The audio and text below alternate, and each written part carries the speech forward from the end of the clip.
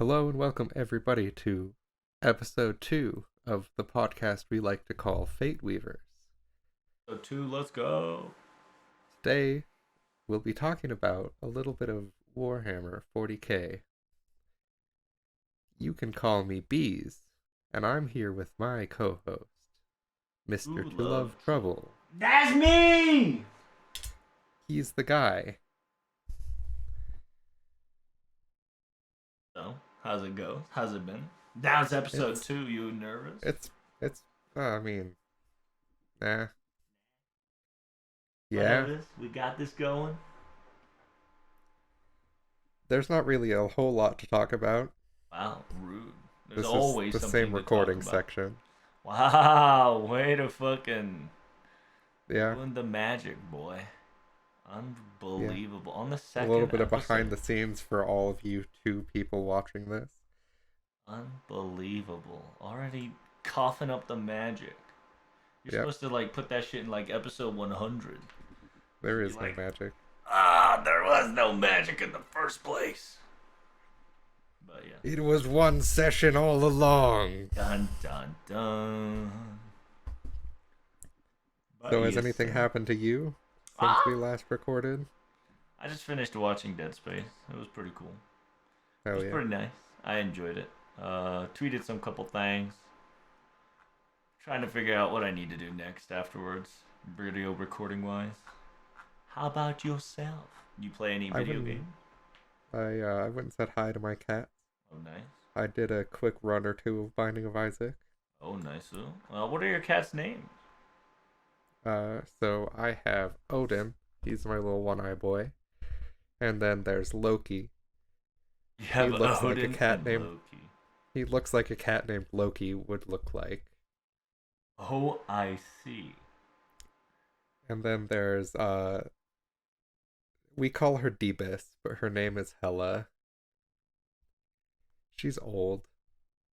And then we have a new kitten that we haven't named yet. You got another Because- one? Yeah, we shouldn't have. Oh my We have my. too many. That's a lot. Yeah, they're pretty good cats. Here, it's good to hear because I have no pets whatsoever. I wish I do. Unfortunately, we have a Skaven infestation problem, as you already know. Yeah, you just have rats. Yeah, that's Rats right. in the house. Not really, not IRL rats, but just understand that it is a Skaven problem. Metaphorical rats. Of course. Correct. But, alright, so you're here to tell me that you're going to be teaching the 30, is it 30k or 40k? It's Specifically? 40k. We're talking about Warhammer 40k. If you're looking for fantasy, you're in the wrong place. Why but- is that? Well, you see, Warhammer 40k and Warhammer Fantasy or Age of Sigmar, it is now, are two different IPs that sort of run parallel-ish to each other and are owned by the same company, right? Mr. James Workshop.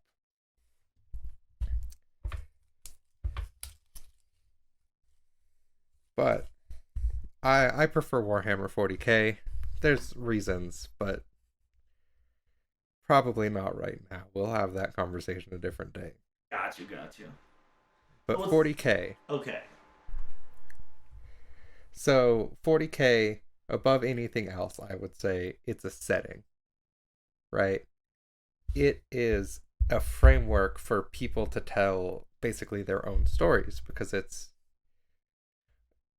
the lore for a miniature war game. So, the primary way that they plan on making money is they sell their miniatures, you build them, you play games with it. But over the years, the lore and the world built around it have become fleshed out to the point where it's its own thing. It's almost entirely, it could exist entirely separate from the game, and for a lot of people it kind of does.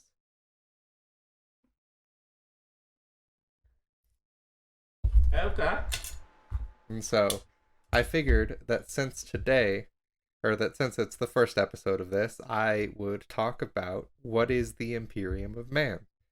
Because although they're not strictly the main character of 40K, you know, because of demographics and thing like that, they are a disproportionately large quantity of everything that comes out of 40K, right? You're gonna tell me this. Mm-hmm. And so, What is Imperium? so the Imperium of Man is what the biggest group of humanity that still exists, right? Because 40,000 years into the future, where shit is set, um, humanity has gotten really big and then kind of lost everything, and then we sort of regathered back into this Imperium of Man, right? And I have a quote. Let me find it. So Imperium It's Man the is essentially a new humanity. it's the biggest grouping of humanity. Okay, yeah, that makes more sense.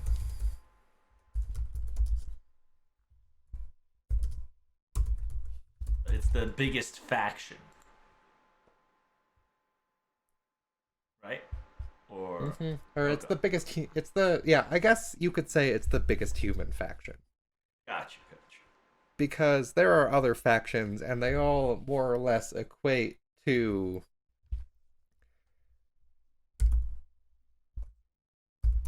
all of the fantasy races that you would normally think to find in a fantasy setting, right? So you've got your humans, you've got your elves, you've got your orcs, you've got dwarves, you've got the undead. They're all here. But because Warhammer 40K is generally speaking consumed by humans, Mm-hmm. there's a lot more humans. There's a lot more humans in the lore, right? It's all Gotcha, written from gotcha. the perspective of humans. Is there a story that are written by different perspectives? Oh yeah, you can find stories for every race, and some of them are really good. A lot of the Necron books are fantastic. The one Tau book I've read is actually really good.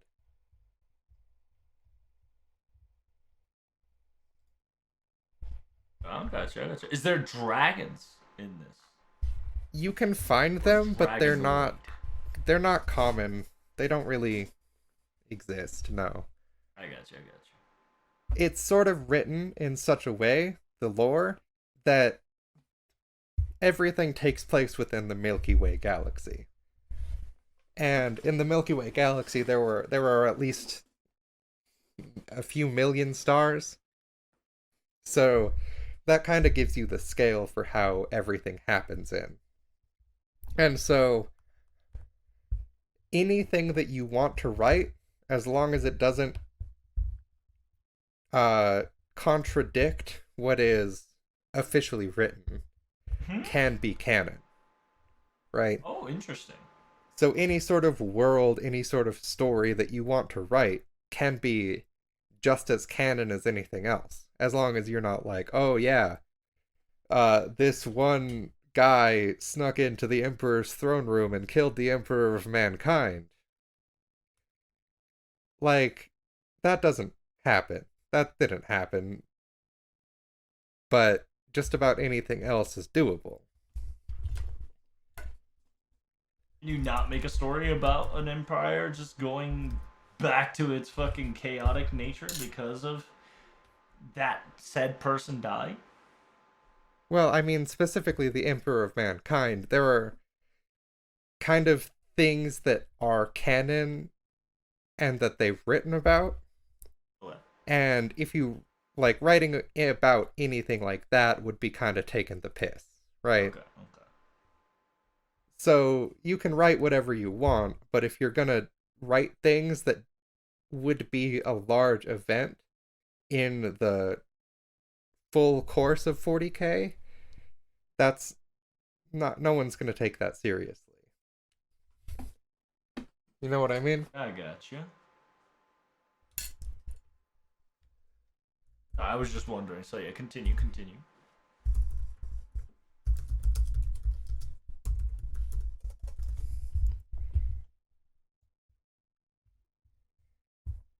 So the Imperium is this gigantic, grinding bureaucracy.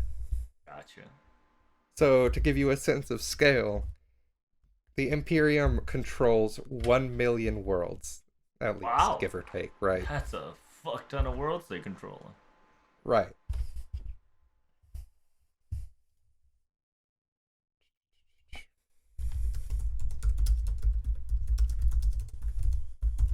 And at the center of all of this is is Earth, right? Holy Terra. The Holy Terra is Earth. Yeah, Holy Terra, and this is where the Emperor of Mankind sits. Their sort of deity. He hasn't been active in a while.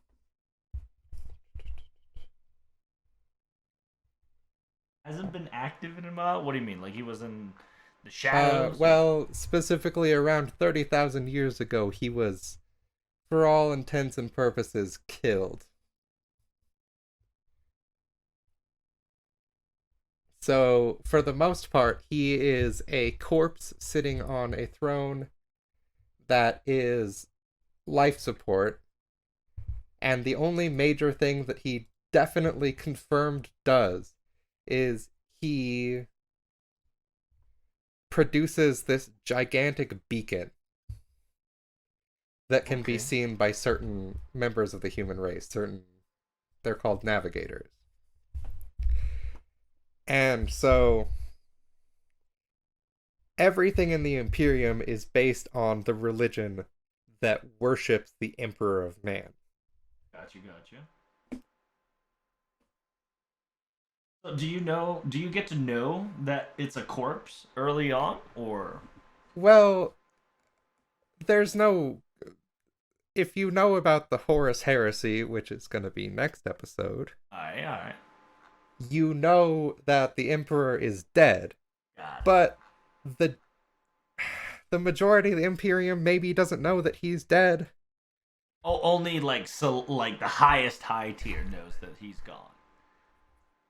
Everybody's Well, like in a bliss. I would say that most people know that he sits on his throne and he projects the beacon. Uh, It's called the Astronomicon. oh, But gotcha. most people don't know exactly how bad it is. Uh, and how bad it is that he's literally rotting. I just sent a picture. Oh, damn, the boy's more fucking mechanical and Yeah. undead than anything. So the reason why the Emperor is so loved and so worshipped is because after a point in time known as the Age of Strife, he Right. brought humanity together. He's the reason why the Imperium controls the million worlds that it does. And so after his death, he sort of had the died to save our sins kind of treatment, and he became the god of the Imperium. Okay, okay. And so everyday life in 40K is all centered around sort of the Imperium as a religion. So every planet gives tithe. That tithe might be food, because there are planets that are, either so overgrown or so fucked that they just can't make their own food, right? So you have entire planets that are dedicated to just farming. And then you have worlds that just make soldiers, because there's a lot of fighting to be done in the Imperium, if you to believe it. I mean, Civil War is always a thing. No, even just they hate. There's nothing that they do better than hating, and there's no one who they hate more than Xenos, aliens, and heretics. And heretics can be anyone who disagrees with the Imperium, the Church. They're called the Ecclesiarchy, and specifically Chaos worshippers. We'll talk about that in a second. Okay. And so some of these worlds they're called hive worlds. Hive World. They're gigantic worlds that have continent-sized cities. So imagine an extremely dense city, something like New York or Tokyo, Okay. right? And now it's the size of a continent, and whenever they run out of space on that continent, they build another layer on top. So it's like sections. Yeah, so there are gigantic cities. There are planets covered in these gigantic cities. And for the most part, these manufacture goods and produce soldiers because there's just so many people.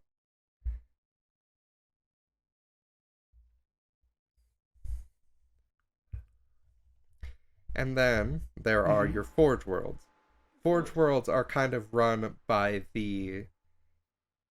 They're a part of the Imperium, but they're really their own thing. They're called the Adeptus Mechanicus. Okay, okay. Sounds like a And mechanical piece. so these guys worship technology as a religion. A machinist. Yeah, so they worship something called the Omnissiah. And the Omnissiah is from where all information flows. Okay. And so the AdMech produce all of the greater technology of the war of for the Imperium. So they make all your guns, all your ships, everything like that. But they represent another really interesting part of Warhammer in that the Imperium is what I would call lobotomy punk. It's a lobotomy punk society. Because any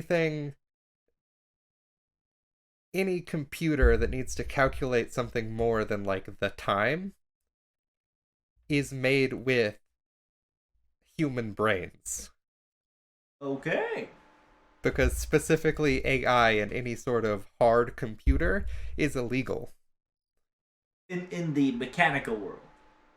Just at all. Oh, Because at they all. do all the Okay. because it's a humanity wide sort of thing. Because they made AI in the past and it went kind of bad.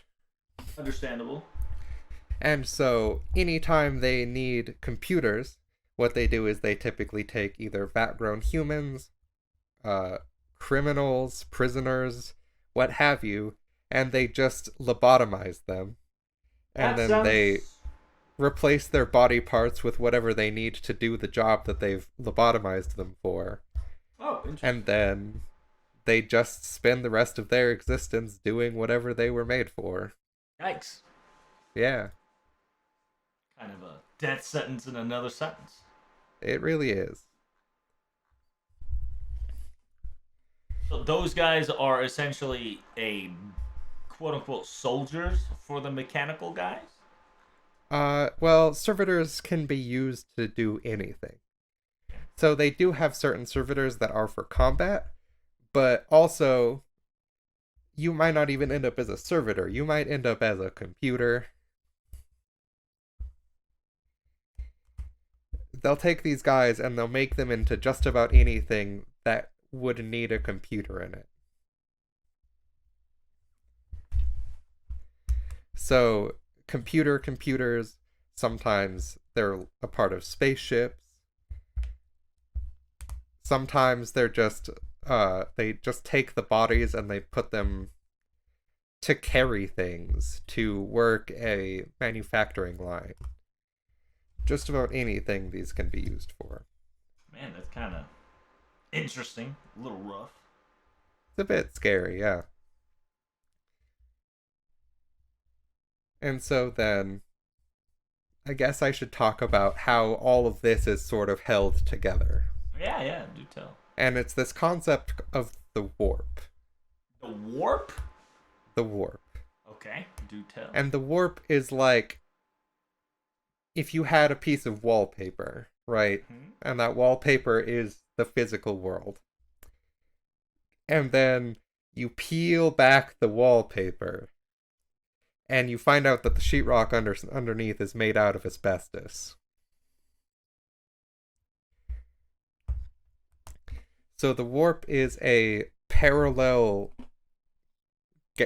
dimension, essentially, and it's pure energy, more or less. And all of this energy comes from the emotions of psychically capable beings. So, biggest example being humans. So, every time a human feels or does something, that goes into the warp, right? But the biggest issue with that is that all of the worst emotions rise to the top. Yikes. So, going into the warp unprotected is just, you're gonna get ripped apart in hell, more or less.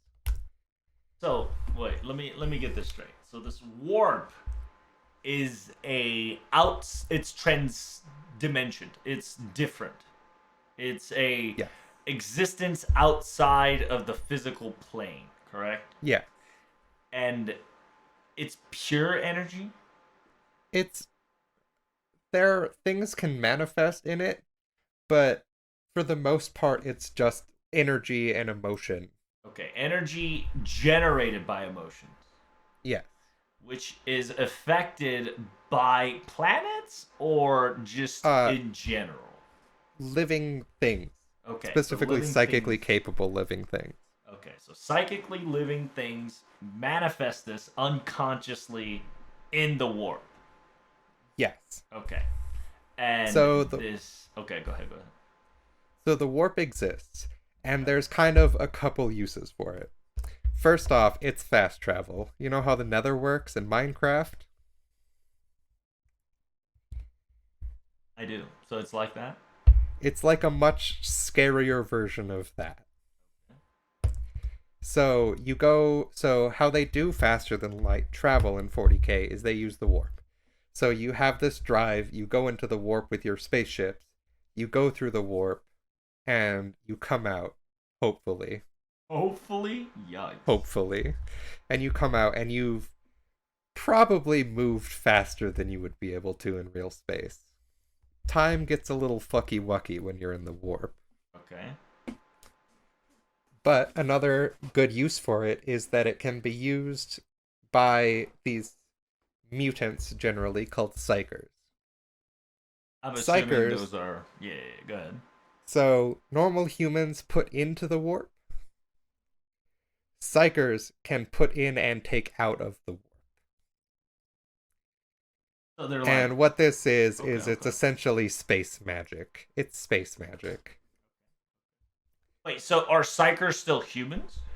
Psychers are multiple races have psychers, but Okay, specifically okay. I'm talking about human psychers, and they're a mutation of humans. Got it, got it. So So it's psychers, like magic. It's like a not a chosen one, but essentially a person who kind of gets to. It's like a priest to contact the abyss, right? It's like no, a special person that borns every so often that can touch magic. yeah, it's they're like mutants. Okay. So psychers exist, and they can do everything from summon lightning and fire to talk over long distances to other psychers. Okay. And so that's kind of where you run into problems. Why is that? Because in the warp, when there's a lot of a certain emotion going on, it can kind of coalesce into a sentience. And these sentients are usually because, as I said earlier, all of the worst emotions rise to the top, not particularly friendly. That's yeah, I can see that.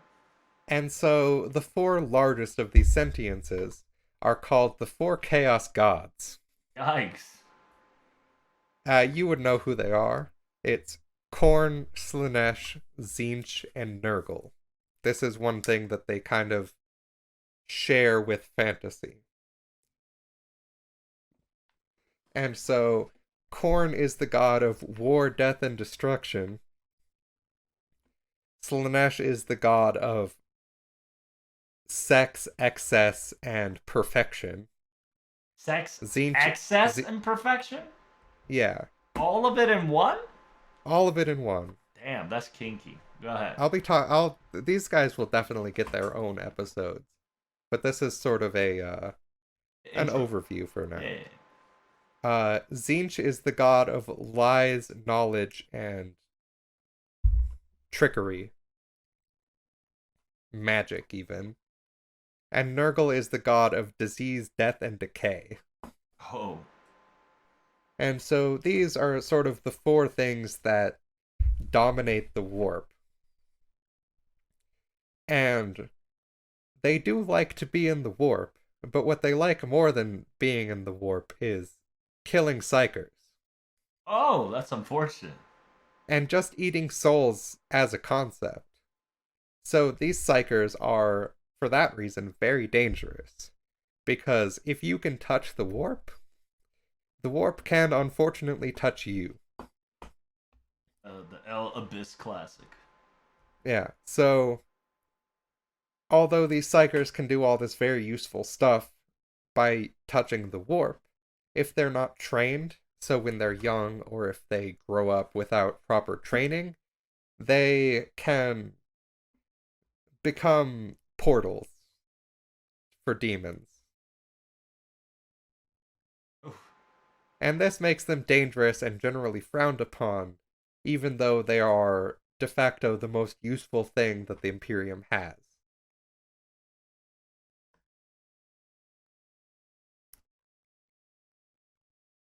Kind of a double-edged blade they're using that. Yeah, absolutely.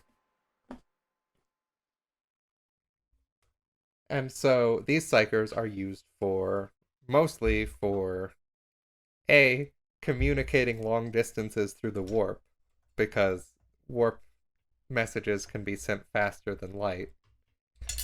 They fixed the faster than light issue in the galaxy.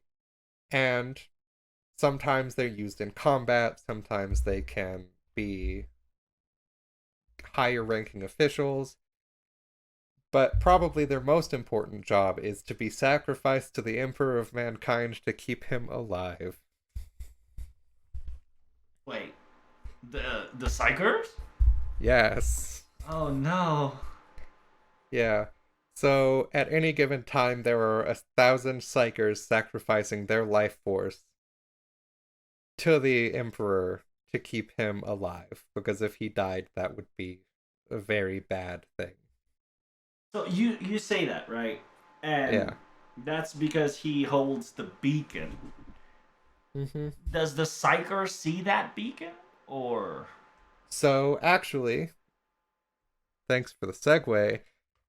Who sees that beacon is a group of mutants known as the Navigators. okay. So navigators are kind of like psychers, except for they are born with a third eye in the middle of their forehead. Oh, that's just their description. They're always born with a third eye in their forehead. Yeah, they have this third eye because it can see the warp. Okay. Which normally, if you saw the warp, you would go insane and die. That's pretty much it. It's a very eldritch type beat. But the Okay. navigators can look into the warp with their third eye, and they look at it a bit like an ocean. So they can see the waves and the fluctuations, and they are able to actually effectively navigate a ship through the warp. And so they are very important to humanity.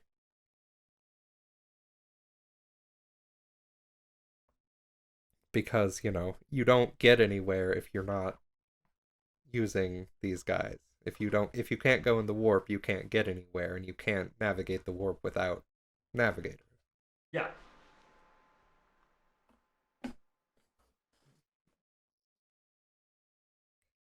And so through all of this, the Imperium is this very ramshackle, put together empire, for simple terms. And so it's all sort of run from Holy Terra. Let me send you another picture. Now let's see That's that. what it looked like.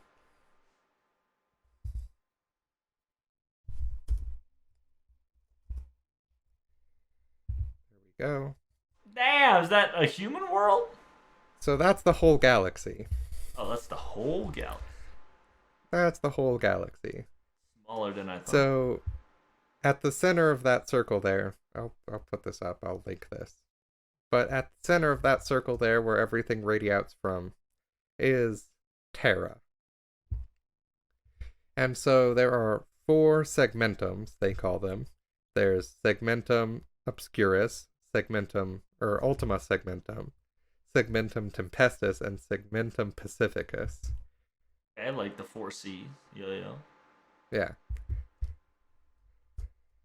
And so that's just a pretty good shot. Do you see the little star up in the corner there, or up right above the Imperium or the Segmentum Solar? The star? Yeah, there's a star. There's a lot of star. Is The that big does one. that say Holy Terra? Yeah, you've got Holy Terra in the middle of Segmentum Solar. Uh huh. And then up and to your right, Uh huh. that's the Eye of Terror. So what that is that is a hole permanently placed directly from the warp into real space. So those little octog yeah, octagonal little thingies or what? Oh, that's just a hole in space. Oh, yikes! It's as if you took the drywall and you punched a hole directly out of the wallpaper. Gotcha, gotcha. So wait, And it's just kind of there permanently. I don't get the part. So Chonama is the space outside or what? Chonoma? Sorry, I didn't get your last quote. Right, you said look the right of Holy Terra.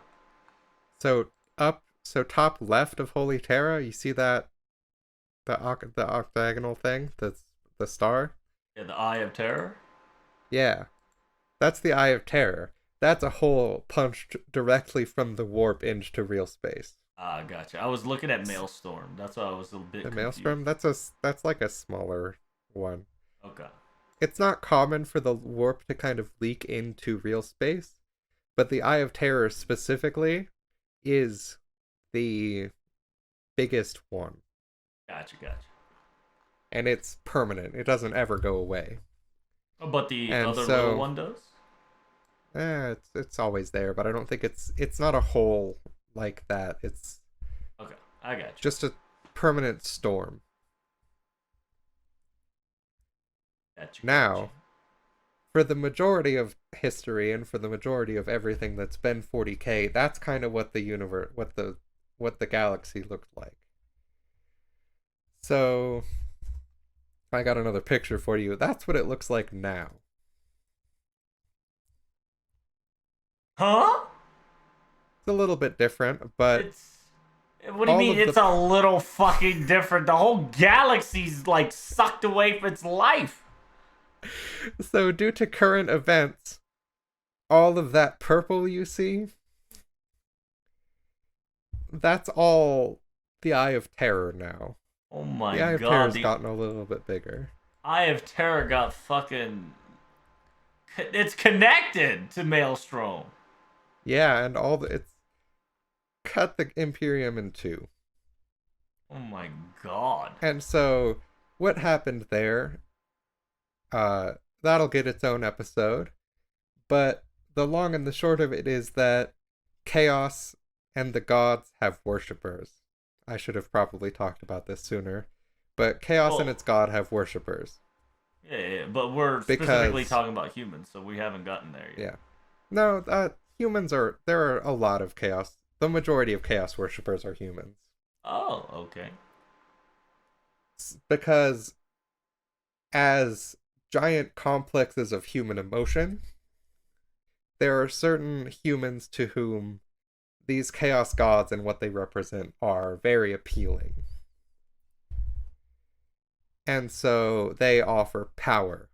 They offer, you know, they offer things that you want, and then these humans become chaos worshippers, and chaos worshippers and humanity, the Imperium, are at odds with each other for the most part. Why is that? It kind of goes back a really long time, Okay. but specifically, uh, they just don't like that there's civilization. We'll say it that way. All right, that makes I'll sense. get a lot more into that in the next episode. But recently, Chaos has managed to basically rip a hole into real space from the Eye of Terror all the way across the galaxy. It's much bigger now. And so that's kind of where we are today. Also, one of the Emperor's sons, Robute Gilliman, is back, and he's now the ruler of the Imperium. He's one I'm, of these I'm guys called uh huh. he's one of these guys called Primarchs, who the Emperor created to lead his armies. Gotcha. That's another thing that's going to be next I'm episode. assuming he was lost in time. Yeah, he was gone for a while. I'm starting to think that maybe this isn't the best format to talk about this in. It's so far so good. I'm learning about humans, and there's more to it than that. And we can get back to this world later.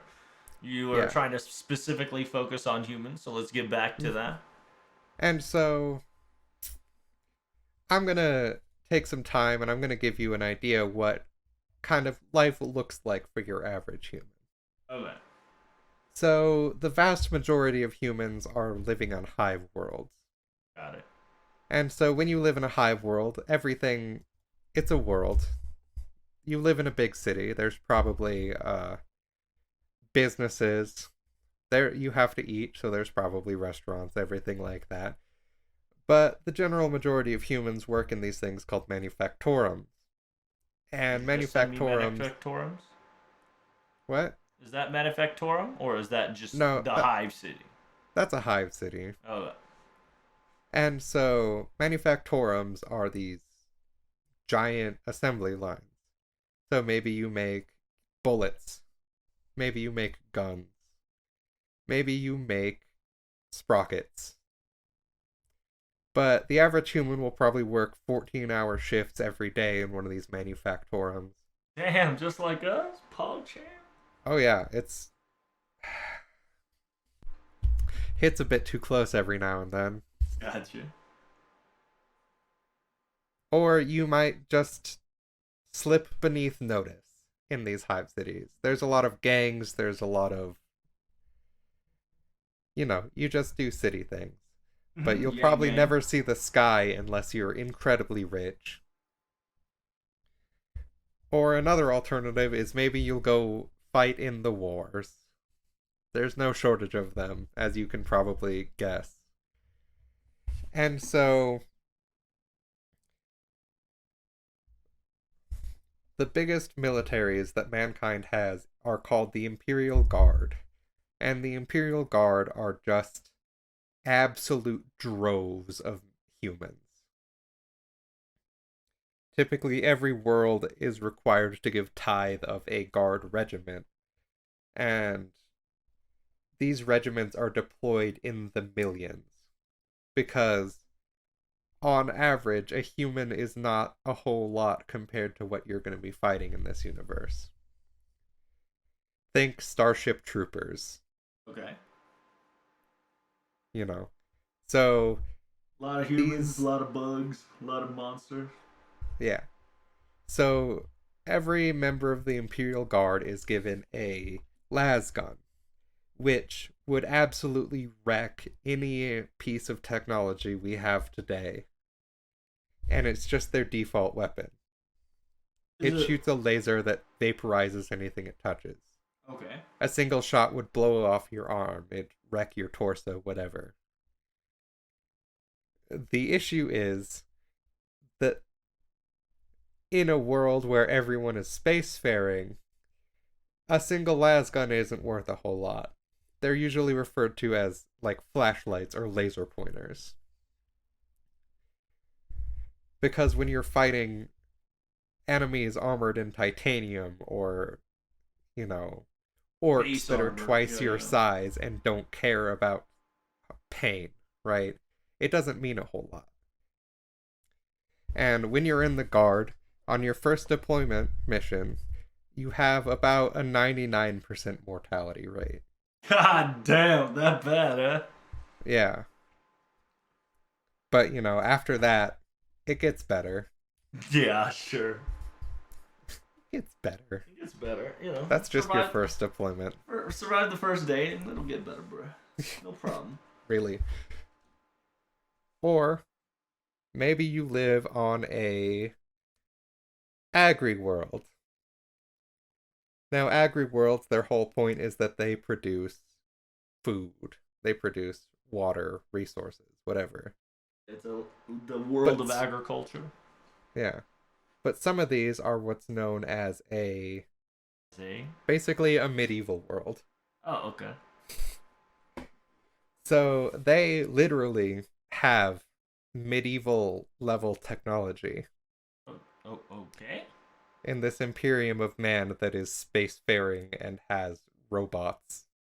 Not really robots, but can turn you into a robot. Okay. And just They're literally their expected. world. Yeah.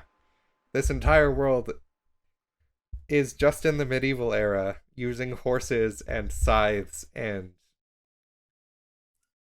water to produce crops. You know, I mean, that's truly the organic way, right? A yeah, whole world just medieval style, no machine, no interjection, just supply organic food. yeah, Damn, these guys are eating good. no. But that's sort of what life looks like for a human. So you're But either you're the either a fucking farm boy or some shit that gets fucked in the streets, or you just join in the army just to die the first day. yeah, Sounds pretty but good. the best thing you can do is to join the Space Marines. Ooh. Ooh, the Space Marines. So, Space Marines are a problem. What do you mean problem? Well, not in terms of the Imperium, but just in terms of 40k on a meta level. Okay, okay. Are they like So, Spartan soldiers or? kinda, yeah. But the reason why Space Marines are such a problem is because it's a matter of too much of a good thing, right? What do you mean So by when that? you're talking models or you're talking books, for every one other faction that gets a release, the Space Marines get another release. What do you mean? I don't get it. So imagine you have like your elves, and your Uh, elves get a release. They get a model release, right? yo. And then get the Space Marines get another release. They get more models. Oh, And then there's like a your every time there's a different faction, Space Marine counteracts with their own faction. kinda, yeah. But That's next level. it's a matter of overrepresentation, right?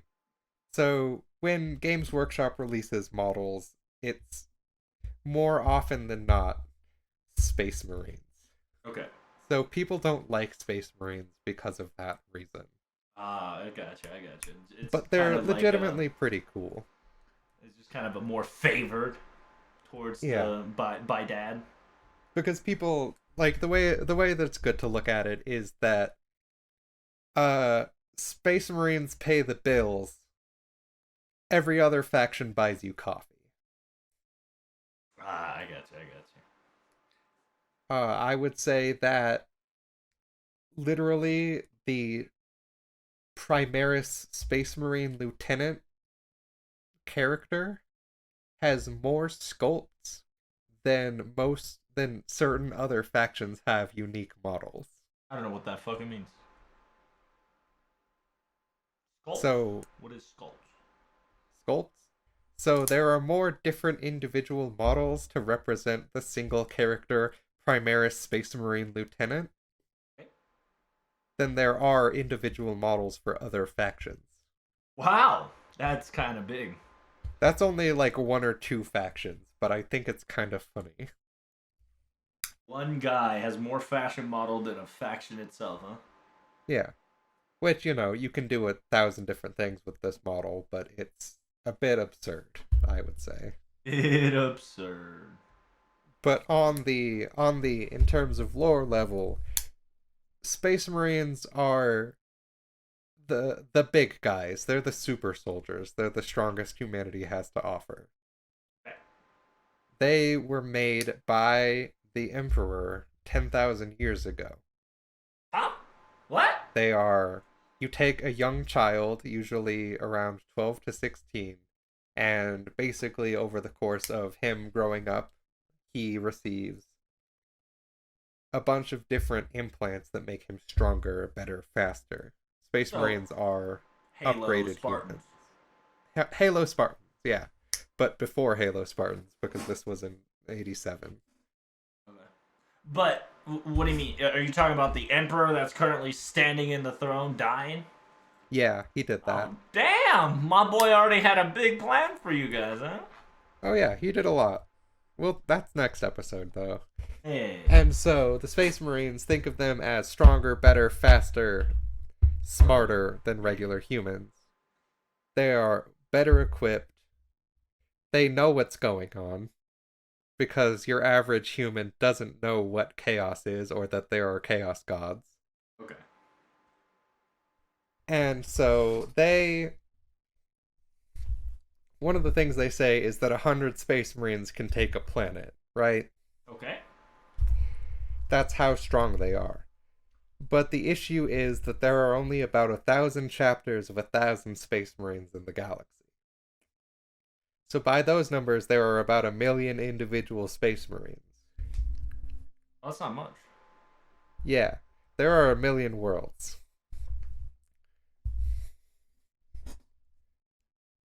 And that's kind of an issue.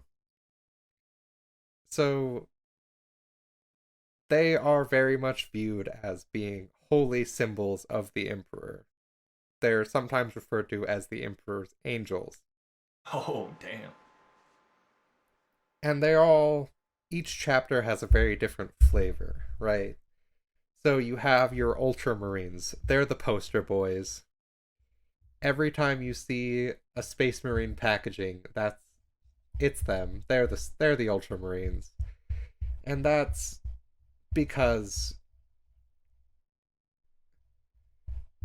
deciding to paint every individual unit for the same faction is a lot easier because, you know, all of the art for the Space Marines is all of the art for the models even has to be hand painted Of course. because that's kind of a part of the game.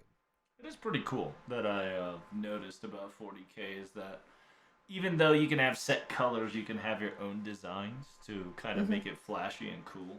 But lore wise, they always have a set color and being, and the way you guys paint them makes it surreal, which is fascinating. It's it's my favorite part of this. But so you know what Ultramarines look like. You've seen the blue boys. They've Yeah, I got the think little so. Omega on their shoulder pad. I think so. Well, Yeah, there are 1,000 other flavors of Space Marines, at least. when I think about Space Marines, I think about what's his name in StarCraft. That's your boy. But go ahead, The go ahead. Terrans. Yeah. That's actually I could probably open that can of shit now. Okay. So the reason why the two IPs are pretty similar in design is because that StarCraft was originally meant to be a 40K game. Oh shit! Really? So in the early stages of both World of Warcraft and StarCraft, they were actually a 40K game. Wow. But then that eventually fell through and this IP separated, but Blizzard didn't want to throw out everything they did. So StarCraft ended up being its own thing, and Warcraft ended up being its own thing. Interesting. So they really saved their own ass in a way. True. That's a big fucking revelation. That and Yeah. that makes more sense. Yeah. Mm-hmm. There's a ton. So Warhammer has been writing books and games and everything like that for 40, no, not 40, 40K? 40K, 30 plus years. I think it's 35 now. Awesome, awesome. So there has been 35 years of all this lore and everything coming out. So it's really hard at this point to find where 40K influencing other media begins and where other media influencing 40K begins. I got you, I got you. But at one point, somebody be looking at 40K of something similar. Well, yeah. And also, fantasy was pretty much pulled straight from Tolkien's work. Oh, is 40K's fantasy pulled from Tolkien's world in a way? No, Warhammer Fantasy was pretty much straight modeled off of Tolkien's fantasy, or Oh, that's Tolkien cool. Lord of the Rings, right? Yeah, yeah, yeah. And so a lot of the races where Tolkien sort of set the modern view of each of the races in fantasy, like as a whole. I mean, It kind is. of the first example I see of that is in Warhammer Fantasy. Gotcha. And then, 40K is just a space imagining of fantasy.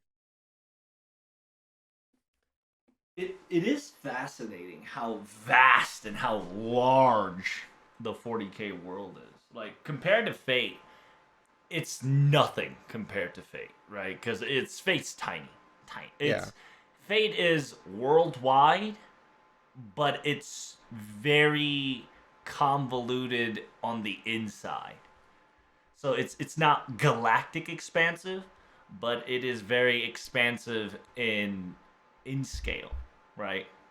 yeah, But compared to that, to the 40Ks, it's so not only the world and the map and the story is big, the characters and the other sides and like the whole, like you said, the StarCraft and Warcraft similarities too. It has its own history and shenanigans. yeah. It's honestly, I would say that there is more 40K media than you could ever consume in your lifetime Damn. because it's 35 years of books being written side by side, and there are games, and there are animations, and there are audio dramas. It's honestly baffling in scale, and I don't think anyone could ever know or watch all of it, listen to all of it, read all of it. 5 to 10 more years, Fate's gonna be there. I figure this is probably a good time to give like a touch on each of the other races. Yeah, yeah, yeah. Could give me a We'll quick talk follow ups because we we'll talk talked. Xenos for a minute. Okay. I'll start with Chaos. Chaos is mostly Space Marines, kind of. So at around the time that the Emperor was dying mysteriously, half of the Space Marines went to Chaos for one reason or another. That's a lot. And then, they just kind of pull in humans. The Chaos Gods have a way of getting to humans. And so humans go and worship Chaos Gods. It's just kind of what happens. So wait. So at one point, around 500,000 Space Marines went into But chaos. no, it was probably a lot more. But Okay. at one point, there were 18 main factions of Space Marines. We'll talk Okay. about those later. But at But one point, they went to chaos. uh, the Civil War, known as the Horus Heresy, basically half of all of the humans, including the Space Marines, nine of the factions of Space Marines, turned to chaos. And it Okay. was a massive civil war. The Emperor nearly died. And so these Space Marines are still fighting. They still want to destroy the Imperium and everything it represents. Got Because it. either they were turned to the side of the Chaos Gods. They felt that they were betrayed by the Imperium and the Emperor. There are hundreds of reasons.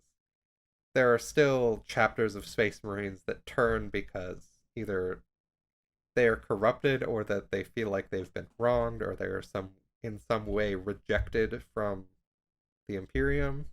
Got it, got it. Like a good old mental manipulation. Yeah. And then you have your elves. Elves come in three flavors. You want to guess what they are? High, dark, and what? Space? Light, dark, and clown. What? Is there an actual clown? Yeah, Elf? there are clowns. Okay. But the Eldar are the reason why there is an Eye of Terror. They birthed a god all by themselves. Wait, so elves made the Eye of Terror? Yeah. Oops. Oops. But, we can't really talk too much shit. The elves made one god and we made the other three. So, we can't talk too much shit. That's funny. So one of the chaos gods is done by elves, but the Yeah. other three is made by humanity. Yes. That's a KEKW. So they're 1/4 at fault. Yeah. And so, light elves do everything that they can to not get eaten by it. Slaanesh is the god they made. Okay. And so, dark elves are basically doing everything they can to feed Slaanesh so that they won't get their souls eaten. So dark elves are a side of Sinlash. White or light elves are on the side of essentially, we fucked up. We better solve this problem. Yeah. What about the I'd clown say elves? I'd say that dark elves aren't necessarily on the side of Slaanesh. The only person that a dark elf cares about is themselves. Understandable. Yeah, So the they do typical dark things elf that trope. feed Slaanesh so that Slaanesh doesn't eat them.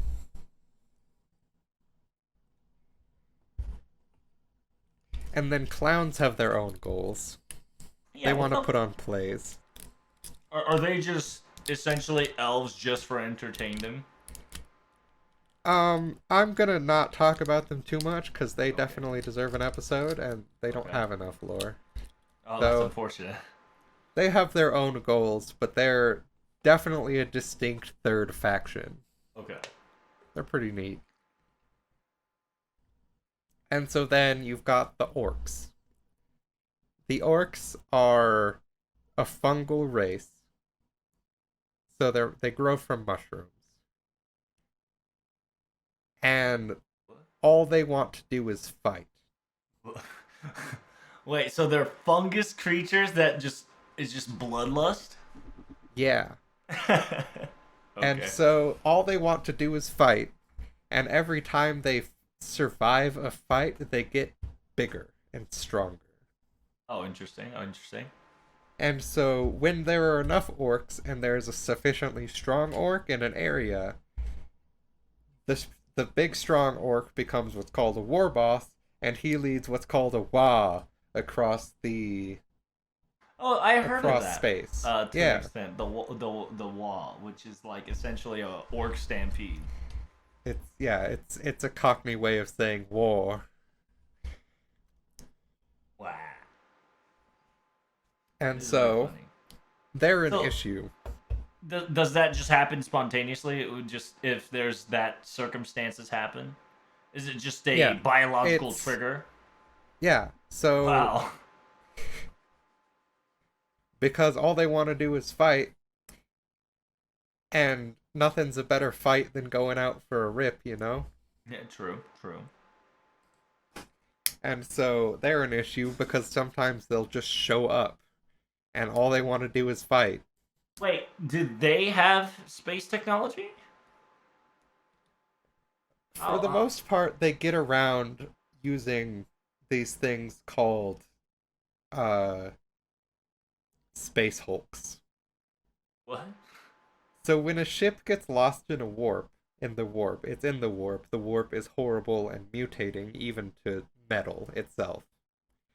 And so what happens is that there are these giant clumps of rocks and ships and just anything you might find in the warp, and they stick together and mutate together in the warp.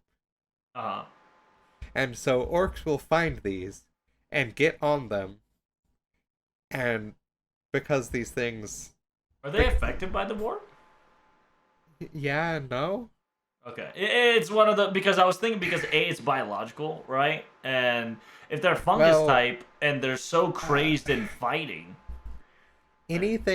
anything in the warp, whether it's psychic or not, will get fucked up by the warp.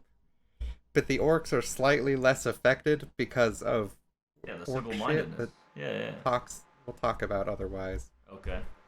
But basically, they get on these space hulks. The space hulks generally flicker in and out of the warp. Oh, yeah, yeah. They phase in and And, out of existence like the yeah, back and rooms. so when a space hulk appears, they'll get on there. They'll go into the warp, and then when the That's space funny. hulk comes out of the warp, they'll just go attack the nearest planet. Jesus, Yeah, fucking they're Christ. they're fantastic. They're legit just random portal terrorists. Mm-hmm. And then another race is they're called the Necrons. Ron sounds like dead people. Yeah, so the Necrons are robots. Oh, okay, okay. They're AI. No, Oh, yes, okay. no. They are? No, yes, no. Okay, alright. Yeah. It's a little hybridish. So, once upon a time, the Necrons were living organic beings. Okay. And Oh then no. they gave up their flesh to become robots. And then they went to sleep for a really long time. And have you ever left your computer on for like Yikes. 8 days in a row and then tried to start a game that's a little bit CPU intensive? That's kind of what it is for the Necrons. So the Necron technology is laughably powerful. They're all untiring, unceasing robots. But the biggest issue is that not only are most of them asleep, but once they wake up, half of them don't wake up. Hmm? What do you mean? It half of them either don't function properly or don't wake up at all because of how long they've been asleep. Oh, Something to the tune gotcha. of 60 million years. Oh, goddamn. Yeah. So they're this high organic race that accidentally forgot to turn on their toaster. Turn No, off their they're not toaster. organic anymore. Well, yeah, They're fully because they robots. were organic, but 60 million years later and the toaster was still on, it automatically made them all robotic. Well, they became robots before they went to sleep. Ah, gotcha, gotcha. They are the toaster. Gotcha, gotcha. But aren't they, if they're like super high tech robots, aren't they going to recreate their civilization or what? They can. They're waking up. So they were asleep, and they're only really starting to wake up now Okay. because their Wait, wait, king wait. is back. Okay, okay, And so then I guess the next race to talk about is the Tyranids. okay. Pyramids?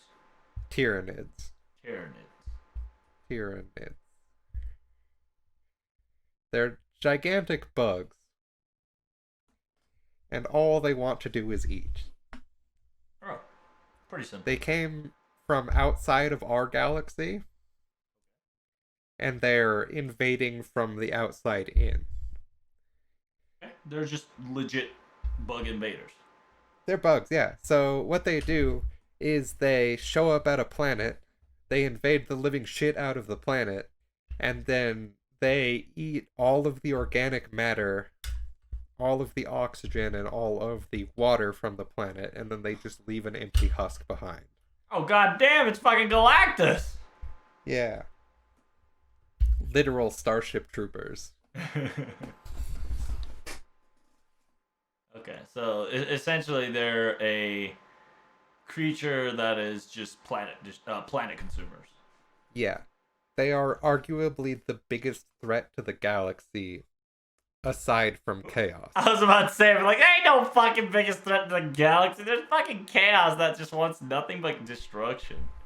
What you No, the mean? Tyranids are pretty bad because Okay. just about everybody struggles with them. Really? So they show up on any world that has organic life. Is that including chaos?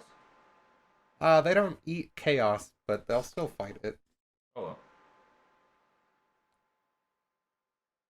And then the other one is the Tau. The Tau TOW. are the Gundam weebs. Okay. So they are pretty small. They occupy about 10 solar systems, leaving them with maybe 50 worlds. Okay. And so they are the youngest race in the galaxy. And their whole shtick is that they want to further what they call the greater good. They believe that every sentient race in the galaxy has a place in the greater good, and that we can all be friends and work together. Oh, that's so wholesome. Yeah, In a shitty fucking but world. it's a bit like a cult in that Of course. sometimes my place in the cult is to sleep in your house and have sex with your wife, where Oh your no. place in the cult is to go work 8-hour shifts in the mines every day. Oh, I see. Yeah. Things a bit spicy, called, huh? There's also like an undertone of brainwashing that I'll go over a little bit further in their episode. Everyone gets episodes. Of course. And I have mine planned as well. And then the most recent addition to the galaxy Oh, is the this group, okay. like literally within the last year. There's a group called the Leagues of Votan, and these guys are Okay. dwarves. Oh no. And so they are long lost human ancestors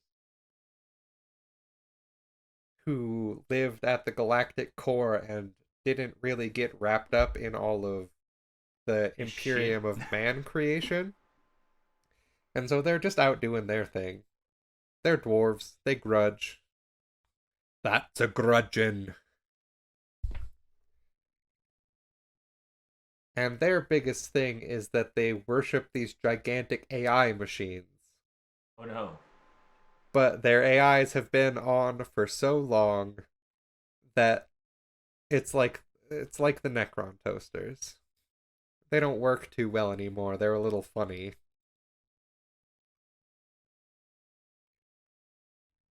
I don't know a whole lot of these guys because, like I said, They just came out, right? So they're just out. They're a fresh addition. They're pretty cool. what do they have besides basic dwarf skills? They got big suits of armor. They got railguns. Nice. They got anime. They got Not anime? anime. They got AI. I'm thinking Nice. about the Tau.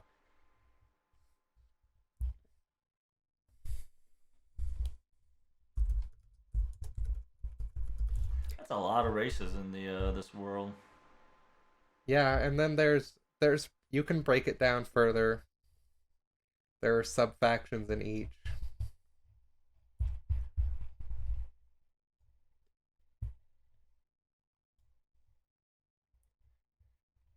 I'm just taking a moment to make sure that I'm not going to be roasted in the comments because I forgot a major race. You forgot a fucking race!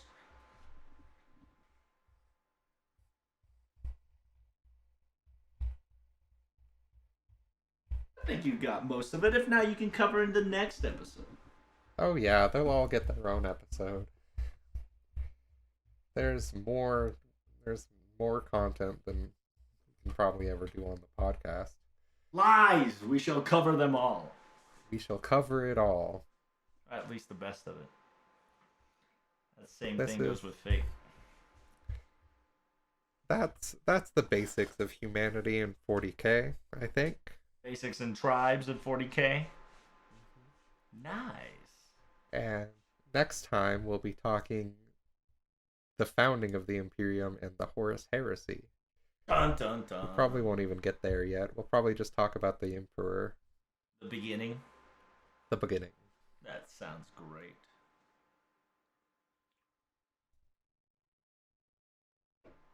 That's But I also think our next topic. that's all for me this week. Nice. What do they have to look forward to next week? Next week, since it'll be back to my turn, I'll probably start the history, like the OG history of the timeline, right?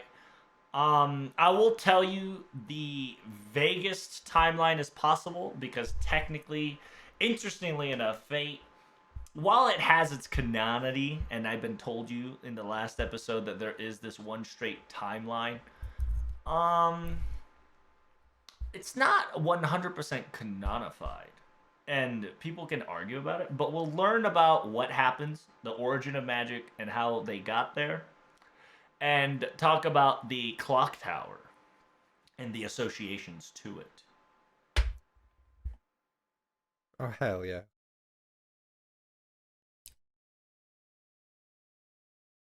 Other than that, we will be ending our episode here. B-Man, where can they find you? Ah, they can find me outside. All right. One day he'll have a I'm Twitter post I'm or YouTube. outside your house. God dang. It's pretty cold out there. It's 40 degrees, bro. But Yeah. anywho's, you We're can find me at twitch.tv/2lovetrouble, at 2lovetrouble dark on YouTube, at 2lovetrouble on Twitter. If you guys got any comments, any roasts, any shenanigans, make sure you leave it down below. And I will see you all guys next week. goodbye. Deuces.